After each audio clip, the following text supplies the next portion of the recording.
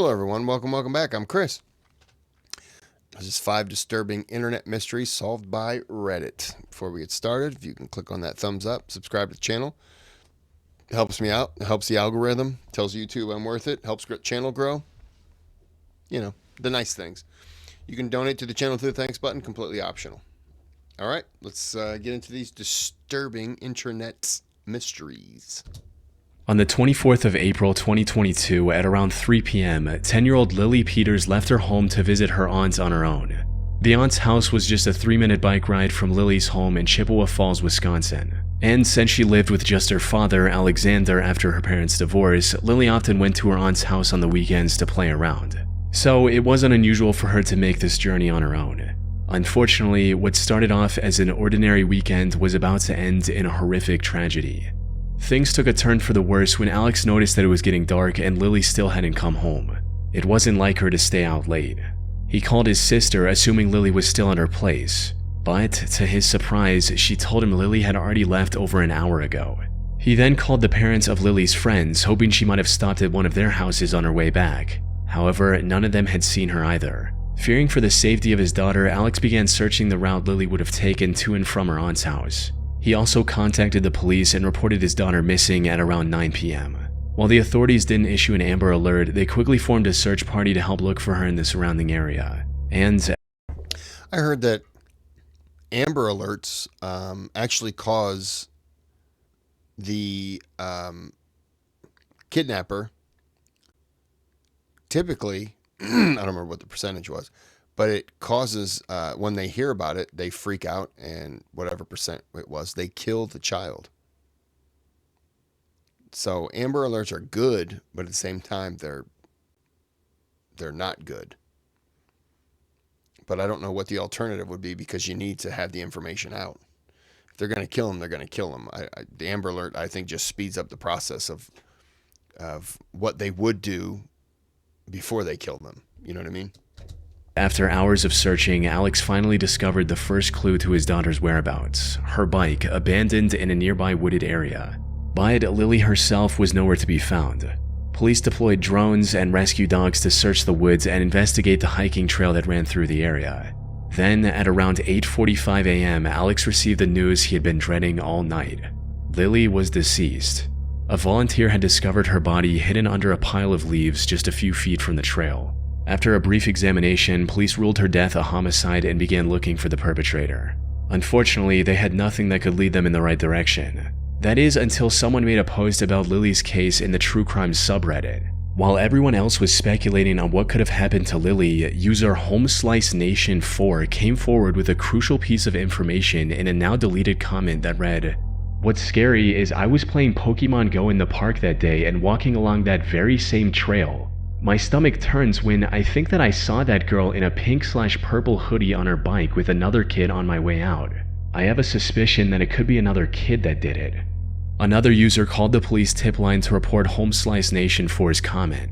And to everyone's surprise, this was the breakthrough the investigators needed to solve the case.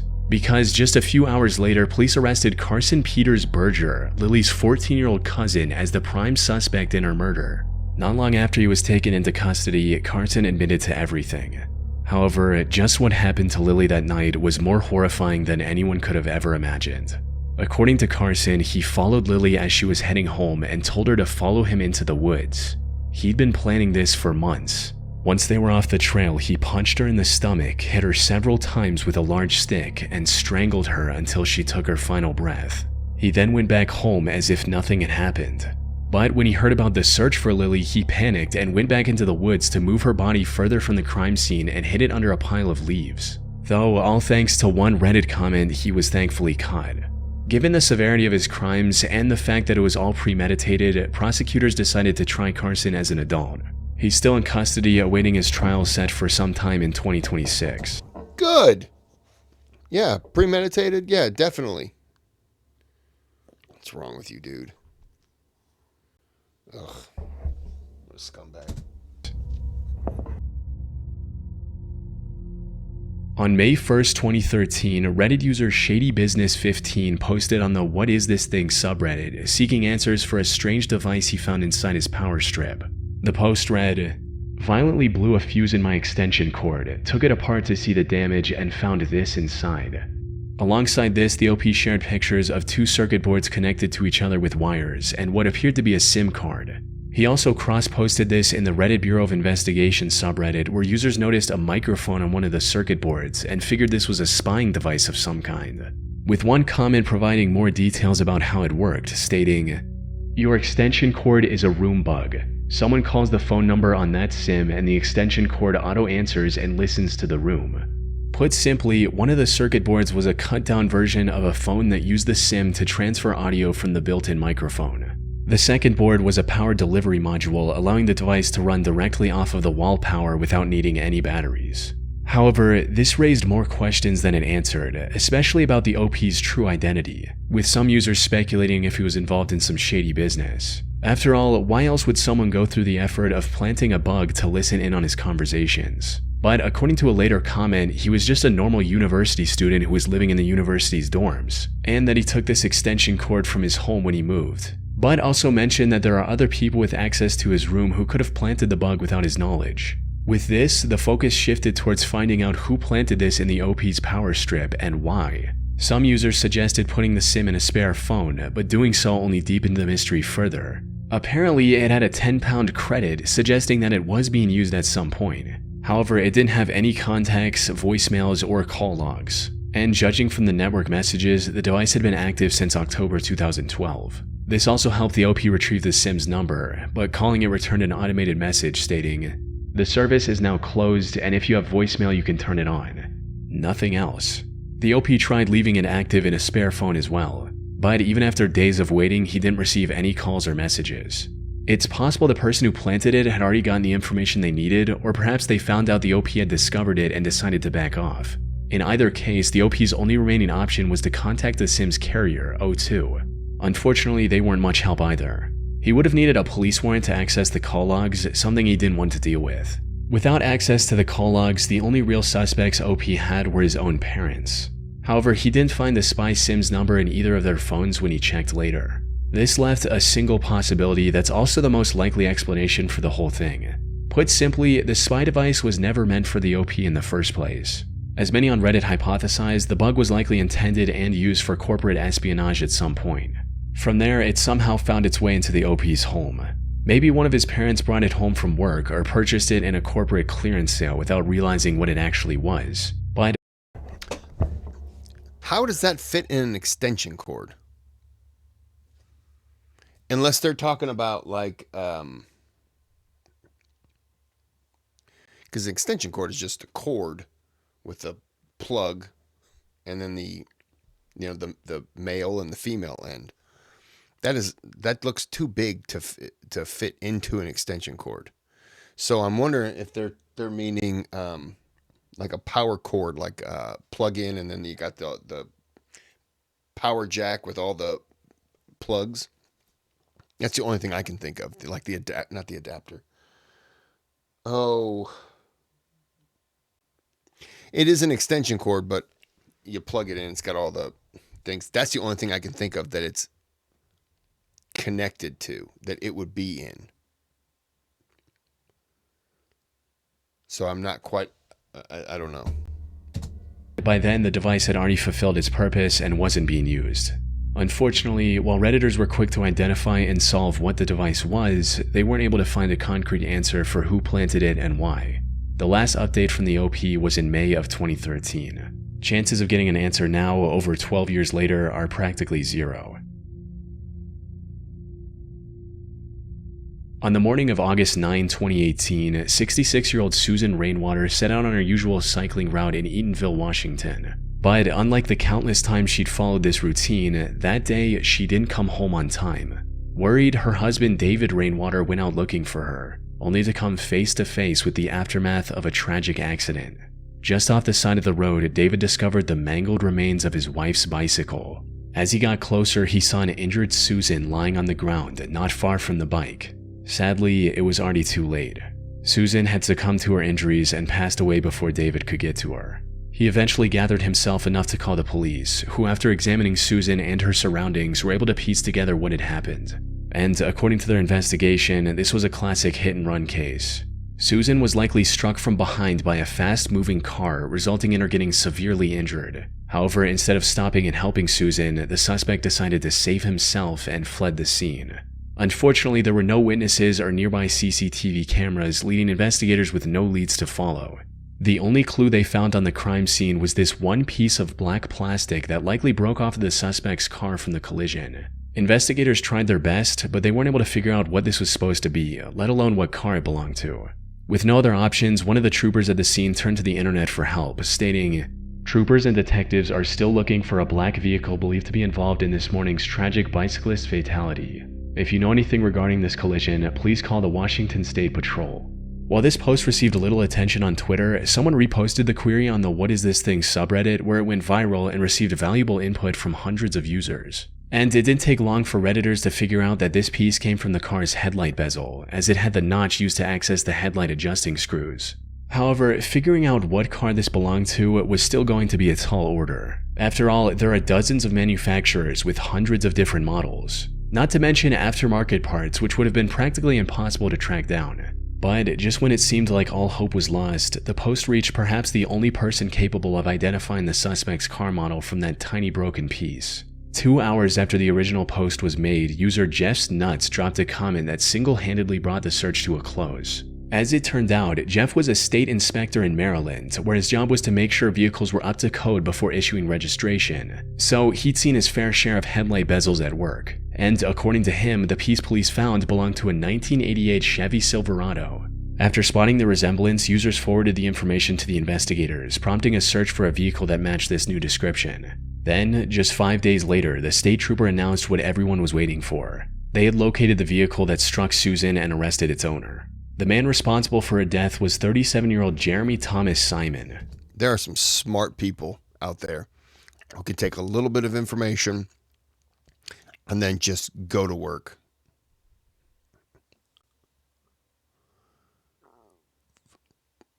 I don't know why my stomach just growled. Friarmouth. Man, that name sounds familiar. He first claimed that he had fallen asleep at the wheel and thought that he'd hit a deer instead of a person. However, his story later changed to where he knew he hit a person but didn't get out to help because he, quote, did not want to see a body. It was clear he was just making excuses, since authorities also found a small bag of hard drugs in his car, suggesting he may have been under the influence at the time of the crash. In the end, he was sentenced to 4.5 years in prison. Not exactly a harsh penalty for a deadly hit and run, but it is better than nothing. Especially considering that if the Reddit user Jeff hadn't identified the make and model of Simon's vehicle and posted his findings to Reddit, there's a good chance he would have gotten away with it entirely.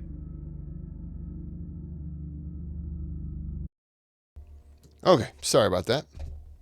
In October 2024, someone noticed that one of their electrical outlets in their home looked different from the others. It looked like it had a camera inside, but it wasn't super obvious. So they turned to Reddit and posted photos of the outlet, hoping someone would either confirm or deny their suspicions. They also explained their situation further in a comment reading, "I've had a stalker and my apartment broken into in the past. I got a camera detector for peace of mind, not knowing it would read anything, but it led me to this and detected radio waves and reflected back with the infrared. The bottom ground looks different than the other GFCI plugs in the rest of the complex."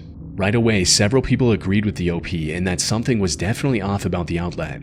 Then, just 40 minutes after the post went up, one user confirmed the OP 100% had a hidden camera in their home by tracking down the exact model for sale online. And according to its product page, it's a wireless camera that could transmit 4K video completely over Wi-Fi. Sorry, I hate when it glitches. Given the OP's history with a stalker, the same person was likely behind installing the hidden camera as well. Many strongly suggested the OP get out of the house and call the police. Unfortunately, what happened next remains a mystery. The account that made the post was a throwaway the OP created solely for this purpose, and after confirming their suspicions, they never posted any new updates. In July of 2012, You can't just leave people high and dry like that. Say you contacted the police, fill people in. Delver of Secrets Reddit account made a post in r/askreddit looking for answers on a strange encounter they recently had. It stated, "Today, a homeless-looking man handed me $50 and this note. Do any of you have any idea what it means? Dear Reddit, I work in New York City and was dragged into a very curious situation today. I was taking the 1 train from Midtown to the financial district, and as usual the train was pretty packed. I bumped into a raggedy dressed man as we got on, and he shot me a quick smile. I thought nothing of it until he went to get off at 14th Street and he handed me a $50 bill along with a note. Before I could even open my mouth to ask him a question, he was gone. Below you find pictures of both the front and back of the note. I've been looking at the note all day, and needless to say, I have no idea what it means. It's handwritten on a 3x3 square piece of paper with no identifying marks and no watermarks. There's a hand-drawn grid, and at a couple of spots the cells of the grid are combined. The note has random characters written throughout it, and the bottom quarter is filled with random shapes and numbers. Maybe I'm just reading way too far into things, and he was just another crazy New Yorker, but I figured it would be neat to see if anyone has run into this similar situation. Do any of you have any idea as to what the note says, if anything? After taking a good look at... You mean, has anyone else run into a weird person who gave him a $50 bill and a note? No. That would be a no. Both the note and the $50 bill, some users figured out that the note was what's known as a bifid cipher, and deciphering it revealed a message that read, "There's plenty more money to make. Figure this out and prepare to meet July 19, 56 and 6 hot dog stand outside Rue 57 Cafe. Ask for Mr. Input." However, before anyone had the time to figure out the true meaning behind this note, Delver of Secrets received a coded message on Reddit. It was likely from the same guy that handed him the note earlier that day. When decoded, this message read, "You have managed to find the message with the help of friends. You changed the rules, now so will I. July 12, 4 p.m. Find the Blue Jay at 6.5 and 56 and tell him you are the last." This was packed with clues pointing in multiple directions. For starters, 6.5 and 56 corresponded to 6.5 Avenue on 56th Street in New York. And at that location, there was a salon named Gotham Skincare. This led many to believe that this whole thing was a marketing stunt for something related to Batman, especially since the date given in the original note, July 19th, was 1 day short of the release date for The Dark Knight Rises.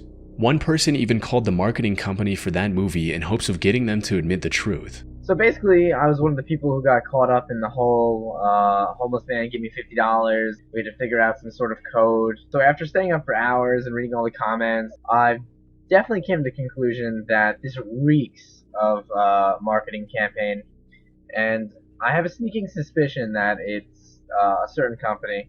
Hey guys, what's up? Alright, so it's 9:16 here in New York, and I'm about to call Leveraged Marketing Corporation of America. If you look up the address that we're all supposed to meet at later today at 4, this is actually a marketing agency that's right next to it, so it just makes sense that it might be them. And the Dark Knight thing just makes sense too, because the movie's coming out so soon. And hi, how are you? I'm fine, thank you. I'm calling to make sure that everything is going to be set up for the Dark Knight campaign later today. What is the Dark Knight campaign? Is it New York City? Yeah, it's actually right next to your office. At about 4 o'clock today, actually. I see. Yes, I know what that is. Please give Margie a call. I'm traveling. He just admitted to knowing about it. I don't know. You figure it out. While this didn't lead to anything substantial, Reddit users found the next clue hidden within the Reddit message. You see, the username that sent the message was 222-0944379. One user converted this to an IP address, and it led to Fort Huachuca in Arizona, a military base that's primarily focused on intelligence training. So, could it be that Delver of Secrets was being recruited as a spy or something along those lines? For some, this was certainly a possibility. However, another user discovered that a spy exhibition was happening at the nearby Discovery Times Square Museum on July 12th. Maybe this was a marketing stunt for that instead. But this idea was also shot down by another user who claimed to work for the museum, stating that they had nothing to do with this. With no other leads, a group of curious New York-based Redditors decided to meet at the specified location on July 12th to see if anything would actually happen. However, despite dozens of people showing up, including Delver of Secrets, no one noticed anything out of the ordinary and had to go back in disappointment. Now, if this was some legitimate espionage-related matter, a large crowd would have instantly scared off anyone planning to meet Delver of Secrets at that location. So, the whole thing was kind of pointless in that regard. But on the other hand, the gathering all but confirmed that this wasn't some marketing stunt. Because if it were, the media attention and large crowd would have been the perfect moment for a big reveal that never happened. Then, something happened that no one saw coming. On July 13th, Delver of Secrets removed everything from his post and replaced it with a single ominous passage reading, Received a phone call today threatening violence against me and my family, going as far as to name members of my family and their addresses unless I delete this post. The caller also told me not to show up on the 19th and to inform anyone planning to show up on the 19th that nothing would happen. This will be my last message from this account before I delete it. I'll also be changing my number later today. I am sorry if a resolution to this never happens, but I'm not willing to risk my family's safety for a few extra dollars. With that, Delver of Secrets vanished from the internet. While Reddit did solve layers of coded messages and uncover clues hidden within other clues, they were ultimately left with nothing but speculation and an unsolved mystery.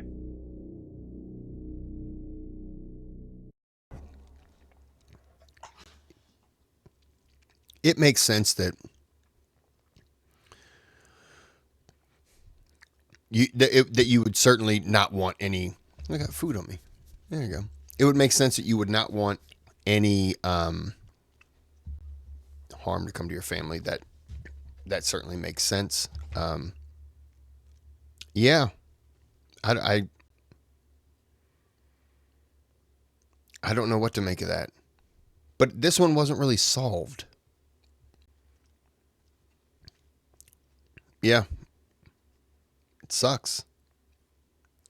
Okay, well, we're going to end this here.